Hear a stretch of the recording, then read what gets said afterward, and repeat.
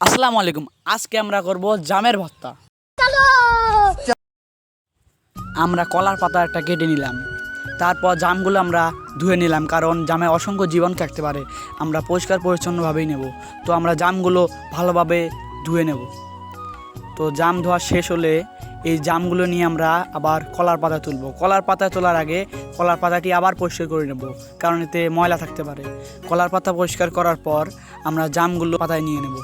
কলার পাতা নিয়ে নেওয়ার পর আমরা এখানে দিয়ে দেবো হলুদ গুঁড়ো, তারপর লবণ, তারপর দেবো মরিচ গুঁড়ো, তারপর দেবো একটু মশলার গুঁড়ো। তারপর আমরা পুরোটা ভালোভাবে মেখে নেব। তো আশা করছি জামের ভর্তা অনেক সুন্দর হবে। তো আমি ভালোভাবে মেখে নিচ্ছি জামগুলো।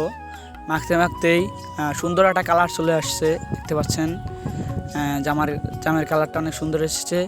তো প্রথমে দিলাম ভাইস থেকে খাবার, ভাইসতে বললো অনেক সুন্দর হচ্ছে, তাই আমার আর লোভ সামলে দিতে পারলাম না, আমি একটু নিয়ে নিলাম। তো খেয়ে দেখলাম আসলে অনেক সুন্দর হয়েছে।